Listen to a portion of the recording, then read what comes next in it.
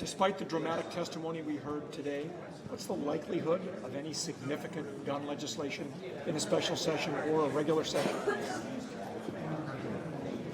Well, I think you probably have to ask the governor and the legislative leaders more than us. We're trying to set the table for some bipartisan consensus, get some details out, get some ideas out, let the public know that we're focusing on this in a public forum. But anything that we do is going to require a majority vote in each body to pass.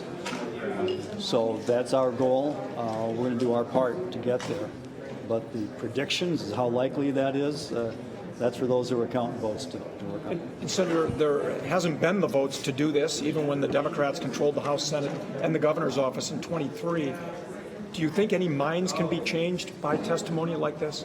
I think we're in a different moment than 23. I think people are seeing this happen in their very own communities. We've heard from families who've been impacted by this, and I think people are thinking hard about what would happen if this happened in their communities, in their district. And I think, I can't speak for each individual member or legislator, but we are having conversations, and I think the governor is also committed to that. So if we do have a special session, the conversation of banning assault rifles will be the top of our minds. Have you spoken with some of the members of your caucus who were against some of the safe storage, mandatory reporting to law enforcement? There was a few of them that didn't, that's why you guys couldn't pass it out of the Senate, but they can pass it out of the House. Have you had any conversations with them? Those conversations are ongoing. We're hoping we can get the votes. Is there anything you've heard from Republicans that you'd be interested in working across the aisle? What we want to hear from Republicans is that they want to do something about the issue at hand, which is guns. And I think what you heard today is that they hear these parents, that they're concerned, that we do share a vision in terms of keeping our communities safe. How we get there, I think, is going to be a conversation that's ongoing. Is there anything that, because they obviously it seems like they're not going to go for it, is there anything that they've proposed that you kind of think is a good idea that you could do bipartisan? I think it would be great for you to ask them what their plan is. Is an assault weapons ban realistic? Yes, 60% of Americans support it. But not 60% of the legislature. Then the people. Yeah, if legislators vote the way their districts as a whole would want them to vote, I think it is realistic. Do you think the Senate would have a vote on this even if it were to fail, for the reasons that at least some of you mentioned, of be on the record about where you stand? I think there's a value to our constituents knowing where we are on these issues.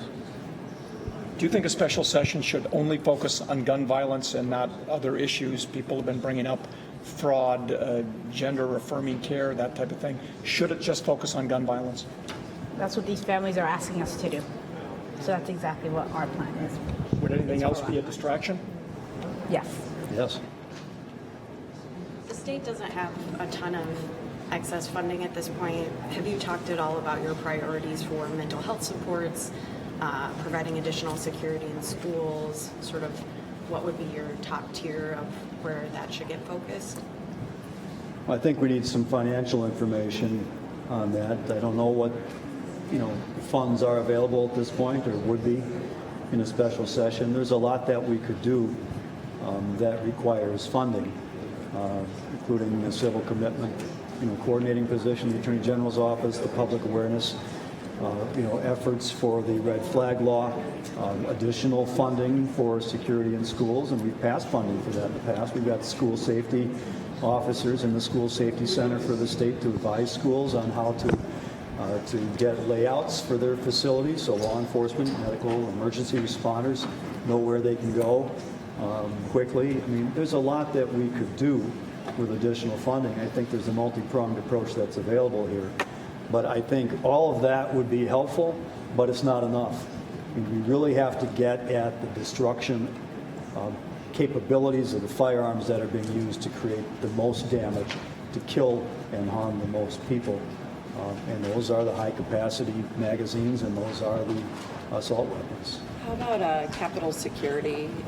Would there be anything that you would want to consider in a special session related to the physical security of this building and the building across the street? Well, there are other bodies that are responsible for those particular questions.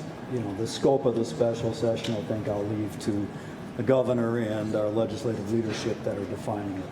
I'd like to keep focused specifically on solving the gun violence problem in Minnesota. Is Senator Hoffman's proposal about stronger penalties for people impersonating a police officer maybe one of the things you could get 201 votes on?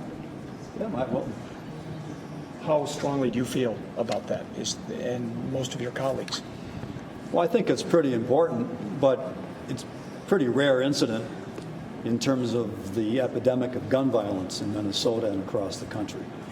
So if we really want to, I mean, that would be helpful and important to do. It's something I personally would support, but it's not going to stop most of the gun violence in our country and in our state. We've got to take other steps. I wonder if one or multiple of you can talk about being back in this space after a really difficult summer and some of you personally facing threats and just a lot.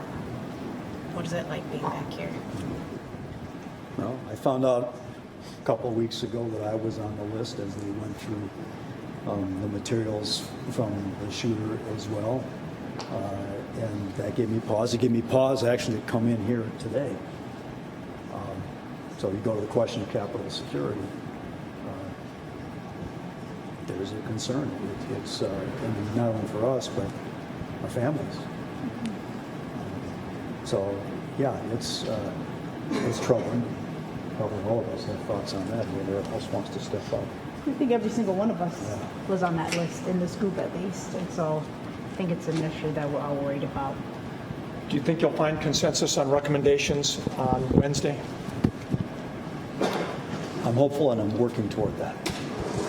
And no more public testimony on Wednesday. It'll just be you guys talking about what you've heard. That's great.